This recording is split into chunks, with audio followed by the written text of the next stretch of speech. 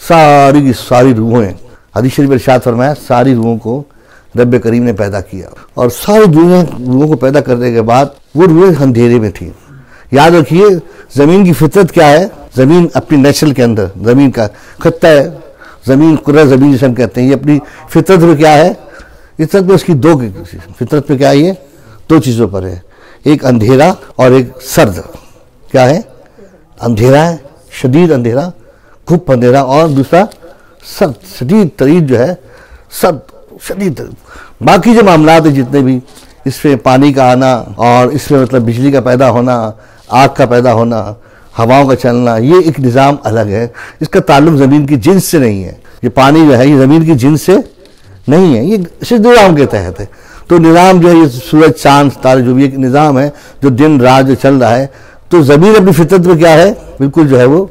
और अल्लाह जल्ल मजदू सुब्हानहू ने तमाम अरवाए आलम को, तमाम अरवाए आलम को, रूहों को पैदा किया। याद रखिए, रूह दो किस्म की हैं, रूह दो किस्म की है, एक रूह जली है, एक रूह खफी है। रूह जली उसको कहते हैं कि जो हैवानात या हैवानात की मिसल जो अशिया हैं, जो मुतहरिक हैं, जो जीन्स करती हैं और जिनके साथ साथ उनसे औलाद पैदा होती है और वो दुनिया में चलते फिरते हैं, खाते पीते हैं, तो वो जो है चाहे हैवान हो, चाहे इंसान हो, चाहे दुनिया के हैवानात हो, वो सब के सब जो है कौन से रूह है? रूह जली के मुर्ग, उनमें क्या है? रूह जली है। और रूह खफी वो है कि जो दुनिया के नबातात, पत्थर, चट्टानें, चांद, सूरज, सितारे, ये तमाम की तमाम जो चीज़ हैं जो गैर मुतारिक नजर आती है, क्या है? इसमें रूह खफी है। कोई भी चीज़ जो है रूह से, लेकिन इरशाद फरमाया कि तकलीफ किस चीज़ को होती है? वो हर जी रूह शय कि जो तर जिगर रखती हो।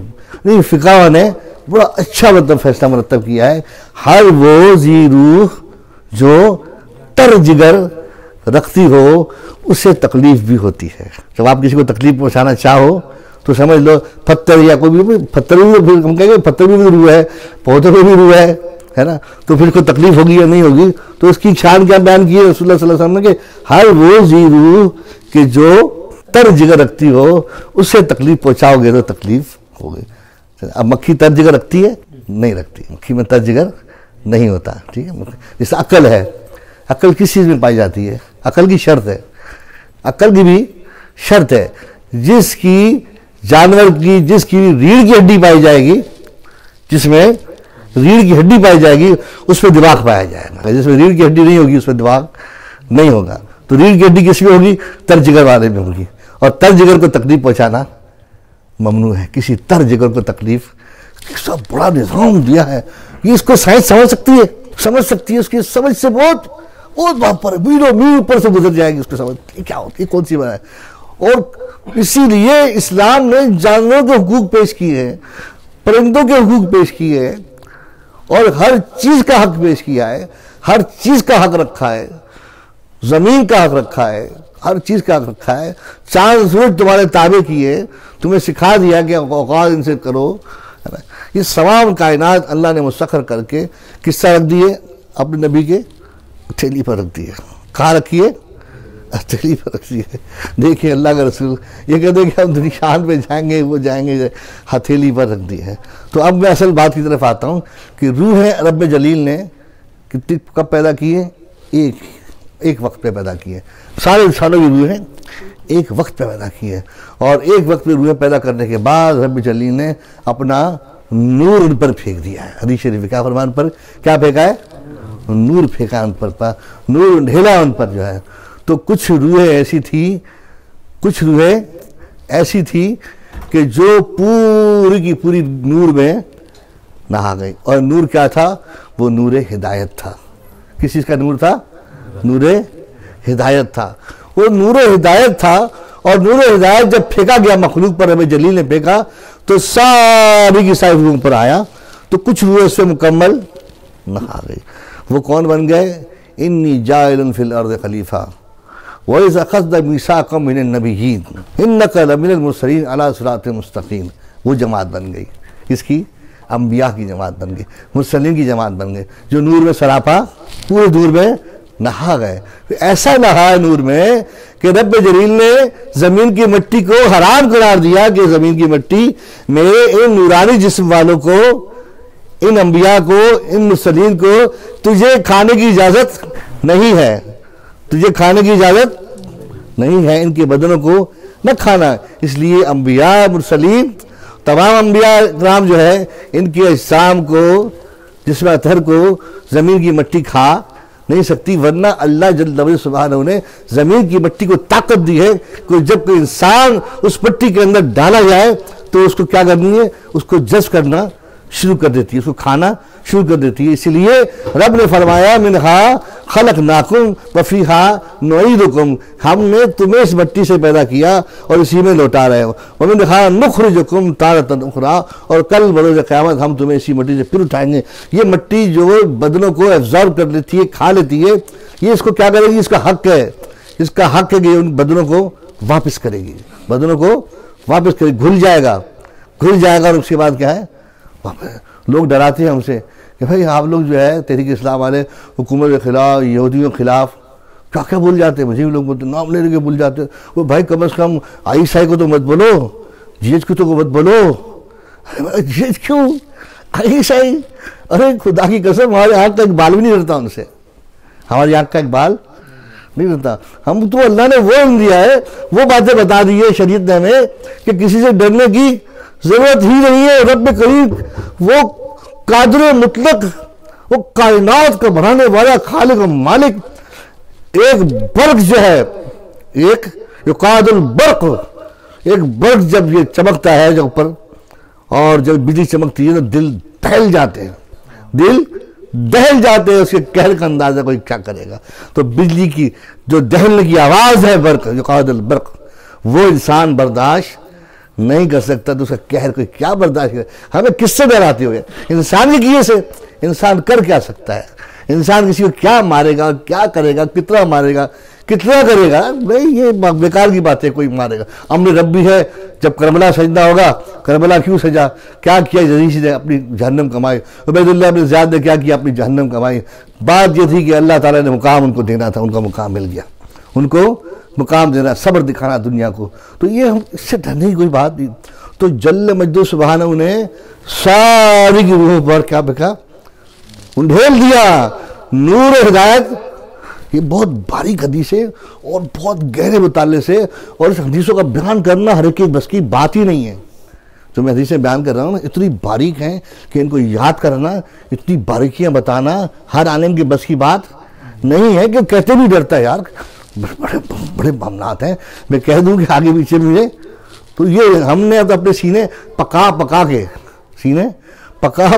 उलमा के सामने, उस्तादों के सामने बयान कर करके अपने आप को पाया कि मौला करीम के कायनात के मामलात है, तख्लीक के मामलात है। कोई खता ना हो, इतनी सी खता हो जाए तो ये मामला कहाँ का कहाँ चला जाए, और रिवायत में फ़र्क ना आए, गुफ्तगू में फ़र्क ना आए, अल्लाह के मामलात हैं। तो ये बड़े सख्त जो है इल्म जो है अपने अंदर बड़ा जलालत रखता है, इल्म अपने अंदर बड़ी जलालत रखता है। कहना तो बड़ा आसान है, लेकिन उनको भरतना जो है ना सीधे में सुलझाना बड़ा मुश्किल होता है। तो ये जो आपके बात कर रहे हैं बड़ी दकीक मामले, बड़ी मख्फी और बड़ी कर्ज में आपको बयान कर रहा हूँ। तो रब करीम ने उन पर नूर। अब यह हदीस आपने सुनेगी, रसूलुल्लाह सल्लल्लाहु अलैहि वसल्लम इरशाद फरमाते हैं कि जिसके दिल में राई बराबर भी ईमान होगा वो हिदायत पा जाएगा। जिसके दिल में राई के दाने के बराबर भी ईमान होगा वो हिदायत। अब राई के दाना वो यही हदीस का जुज़ है। वो राई का दाना क्या है, इसी हदीस का जुज़ है।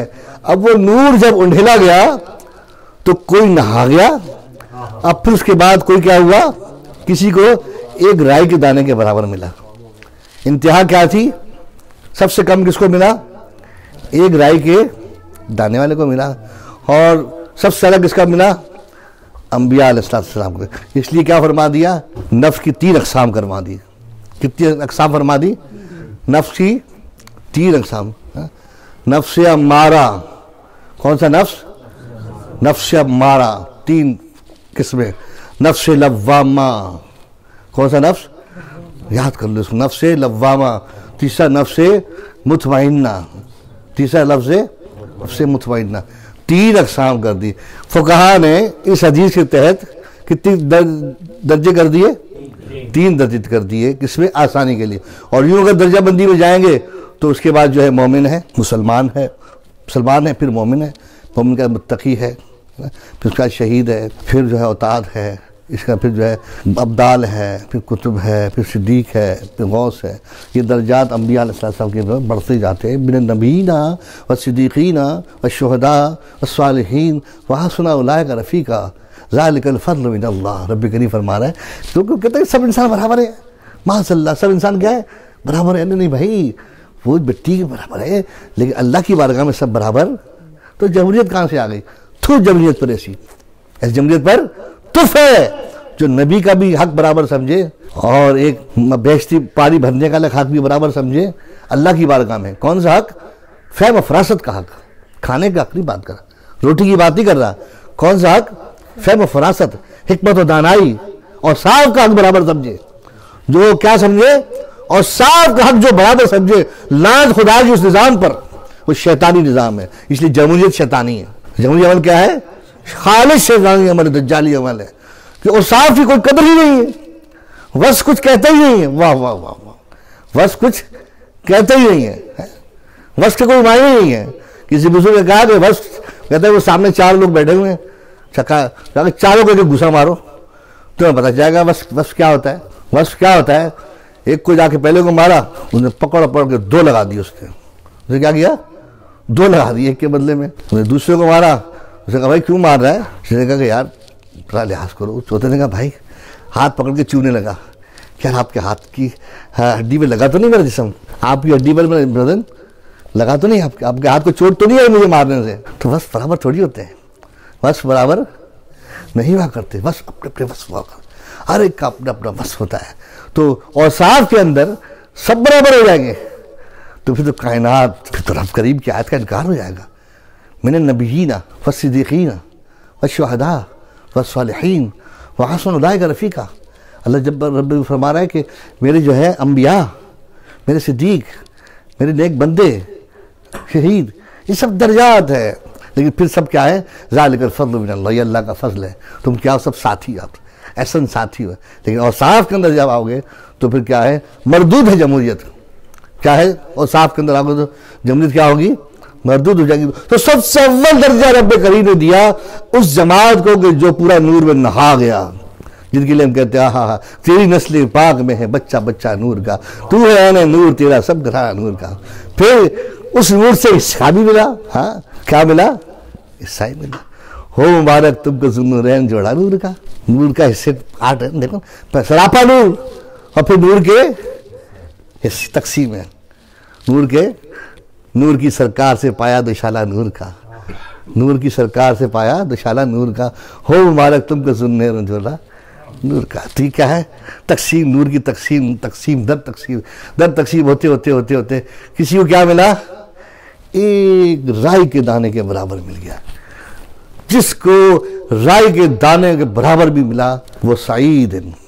कुरान कह रहा है सईद व शकीर व सईद, 2 किस्में। बड़ी किस्म जो है मुसलमान की, काफिर की जो है। तो कुरान जो हाई लेवल पर जो बयान किया जाता है सादत को, तो वो अल्लाह की बारगाह में क्या बयान किया जाता है? ये मिर्ज़ाई या काफिर या ये इसकी तकसीम नहीं होती। उसकी क्या तकसीम होती है? सलाम कौलम बिर रब्बिर रहीम, वो लोग कि जिन पर रब करीम का भेजा हुआ सलाम है। वम्ताज़ुल यौम अय्युहल मुजरिमून, दूसरी तकसीम कौन है?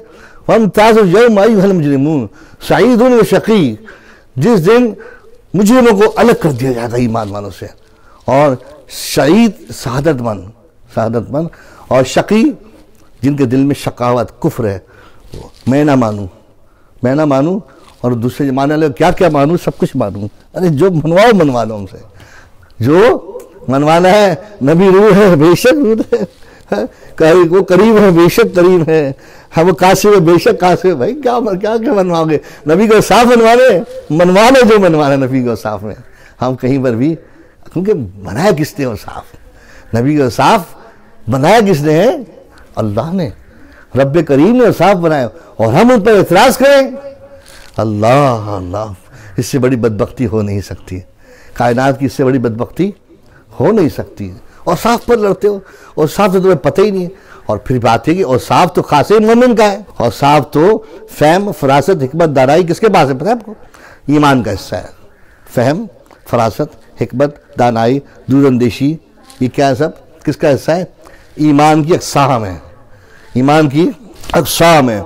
ईमान बार बार मैं कहता हूँ, ईमान किस चीज़ का नाम है? आपको पढ़ाता हूँ, कहता हूँ ईमान किस चीज़ का नाम है भाई? सब बताओ। हाँ, ताकत का नाम है। ईमान किसी का नाम है? ताकत का नाम है। कौन सी ताकत? फैसले की ताकत। कौन सा फैसला? खैर और शर का फैसला करना, ताकत का नाम है। ये वक्त पर फैसला करता है, करबला में जाना है या यजीद की बैत करनी है ना, या इधर जाना है या उधर जाना है ना, किधर जाना है, किस तरफ जाना है, अबू बकर सिद्दीक के साथ जाना है या अबू जहल के साथ जाना है, किसके साथ जाना है? ये फौरी फैसला होता है, फौरी फैसला होता है। और ऐसा फैसला होता है, इसमें देर नहीं होती, फ़कत निगाह से होता है फैसला दिल का। न हो निगाह में शौकीन दिल भरी क्या, इकबाल कहता है। ये तो फटाफट फैसला होता है। सादत तो उसकी क्या बताइए उस निशानी ईमान वाले की, क्या होगा? वो सादतमंद होगा। और जो होगा दूसरा बेईमान, वो क्या होगा? शकील क़ल्ब होगा, उसका दिल क्या होगा? सख्त होगा।